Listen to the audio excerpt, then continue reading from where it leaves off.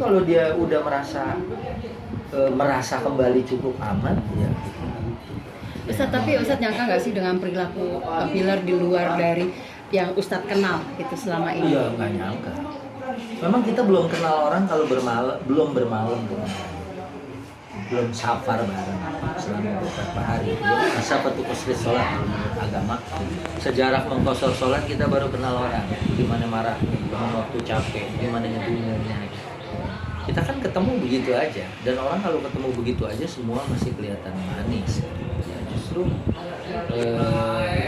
ya kita melihat dari zahir ya dia wah luar biasa, apalagi saya ngomong buku dia paham, saya ngasih beberapa buku ya kan Kepada siapa Ustadz? Bilar waktu itu ya kan, beberapa buku saya kasih. Ini sampai dia menyebut juga beberapa nama Ustadz ya, saya dulu suka ngaji kesini. Oh iya ya, saya pikir secara zahir ya ini, tapi begitu ngelihat itu kita juga nggak percaya. Saya aja mungkin yang tidak yang tidak alim, tidak pencinta buku gitu ya, kayaknya nggak akan sampai ke tahap itu. Kalau tahun depan itu ulang tahun pernikahan saya yang ke-30. Jadi dalam 30 tahun itu ya saya kayaknya pernah saya ngegeser kaki istri saya sekali gitu kan.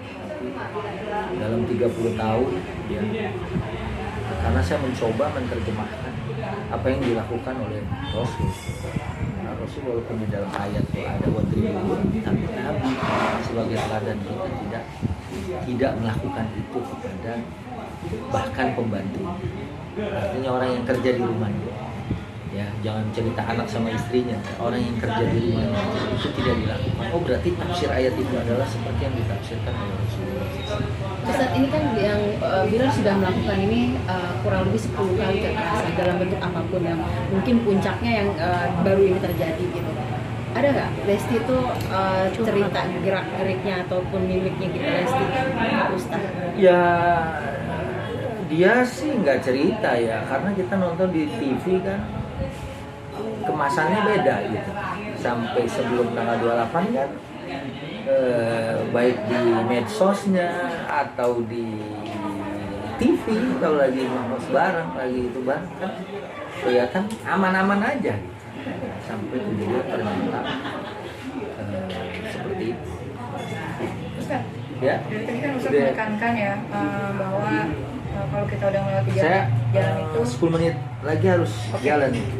Melewati jalan itu kita jangan sampai melewati jalan itu lagi ya. Ibarat kata Ustaz juga pernah keluar statement bahwa lebih baik berpisah gitu ya kalau sudah mau mengalami kekerasan. Nah, ini gimana misalkan? Ya, kalau saya gini, agama asulhu khair, damai itu bagus. Terus wabu'ulatuhunna ahaqqu biraddihinna, suaminya itu lebih berhak untuk kembali kepada istri. Ini hukum asal. Hukum asal tuh damai itu bagus, suami masih punya hak. Ya, terus perceraian itu sebagai sesuatu yang tidak disuka. Ini kalau kasusnya normal ya. Misalnya karena ekonomi, kan itu bisa dihadapin bareng, ya kan? Karena hal-hal yang masih mungkin diperbaiki. Karena ada juga wanita minta cerai karena suaminya bau badan. Itu kan gampang ya, tinggal kalau mau tidur dia diguling-gulingin aja, dibedakan aman gitu ya. Atau dia mendengkur, ya kan, mungkin ada laporan gitu, itu mungkin bisa diperbaiki apa di sumpel, ada kan tuh alat yang buat bernapas buat orang-orang yang mendengkur gitu, jangan di semen takutnya mati juga tuh. Untuk apa saja? Iya, untuk napas gitu kan. Kalau itu misalnya kalau kejadiannya kayak gitu, asul damai itu bagus.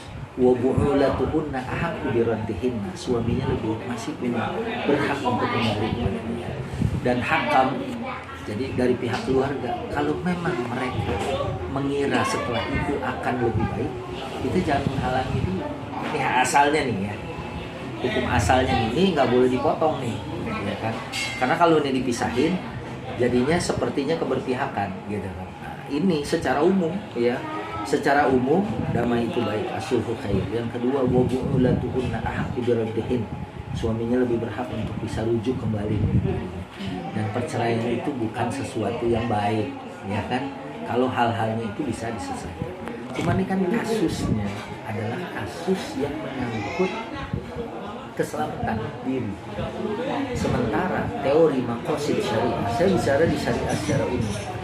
Ya, Asy-Syatibi ya di dalam maqasid syariahnya, agama ini diturunkan pertama misalnya hibdun nasab, jaga keturunan. Makanya zina nggak boleh. Takut dinnya siapa nggak jelas. Ya. Kemudian hibdul mal, nggak boleh mencuri karena harta orang itu terjaga. Ya kan, hibduddin, menjaga amal agama, nggak boleh orang maksa orang beragama. Nah terakhir ada hibdun nafsi, menjaga jiwa. Agama itu diturunkan menjaga jiwa. Kenapa hukum membunuh itu berat dalam Islam? Ya sampai ada kisos, membunuh dibunuh. Ya kan, supaya apa? Harga darah manusia itu mahal. Agama menjaga itu. Ya jangan gara-gara misalnya tukang parkir gara-gara 1.000 membunuh orang gara-gara 1.000. Darah manusia itu mahal.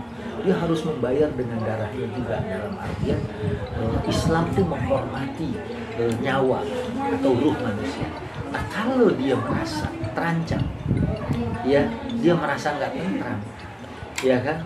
Kalau bahasa orang pinggiran, jangan-jangan hari ini gue dicekek, besok gue digorok misalnya kan.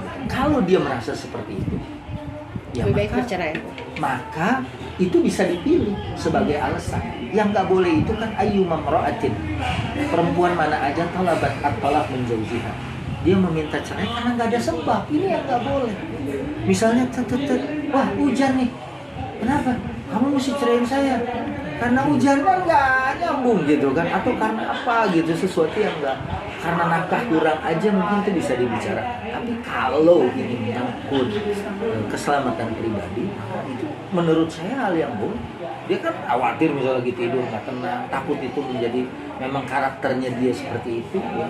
Tapi kalau Dede ya, kemarin kasusnya waktu saya sampein ini runutan kayak gini ya, dia bilang saya tahu suami saya, ya udah karena dia udah tidur lebih dari 1 tahun ya kan. Kalau saya kan belum gitu kan, artinya belum tahu, jalan aja bareng dulu. Kalau jalan umroh bareng tahu dong, ini ayah begini, oh ayah tuh sabar banget, oh ibu, oh Nin tuh sabar banget. Itu kan kita tahu dari cara kita nyikapin itu semua tahu. Jadi disitulah kemudian ini kembali dia beristikharah, dia yang mau melanjutkan hidupnya kalau memang mau nyambung gitu. Kalau memang mau bercerai ya mungkin ada hal yang dia merasa nggak aman itu ya kan, dan itu kan ini masih berjalan terus ya kan, masih berkembang. Kalau dirasa memang betul ya, katanya Bilar lagi mendalami agama ya, walaupun mendalami agama saya aja dari tahun 80 sampai sekarang belum dalam-dalam gitu ya kan. Artinya saya masuk lagi. Tadi ada dokter kayak Jidimiati dari zaman MA, dia ngafal kitab-kitab Syafi'i, di samping dia ngafal Quran, pernah sholat dalam Ka'bah. Itu aja, dia masih istilahnya belajar lagi. Ya, Ini Bilar malah baru mendalami. Ya mudah-mudahan niat itu kan orang nggak ada yang tahu. Kita juga nggak bisa menjudge gitu kan. Ya tapi kalau kemudian dia mulai mendalami, ya namanya baru mulai, ya mungkin baru, kalau belajar bahasa Inggris baru ditanya what's your name, ya kan gitu. Cara nanyanya gitu, my name Iskandar misalnya kan gitu. Nah baru sampai ke situ. Tapi kalau ada perubahan ya nanti mereka lah yang melihat sendiri. Ustadz, ada nggak setelah pulang ini, setelah pada saat sudah pencabutan, Lesti telepon Ustadz? Belum, saya cuma WA aja. Masih di mana? Masih di Polres. Ya, wah juga gitu kan. Tapi kan emang Dede sosoknya kuat banget ya. Iya, kalau menurut saya dia memang sosok yang kuat. Kan dia dapat masukan dari semua orang. Dan tetap decision-nya tuh dia. Ya, dari saya. Kita udah nimbang gitu. Bahasa istri saya, kita tuh udah dapat 2 tesis ya kan. 2 tesis, 1 skripsi gitu ya, tetap aja beliau yang punya keputusan. Karena dia bilang saya yang paling tahu, saya yang lebih kenal. Ayahnya sendiri pada saat di sana seperti apa?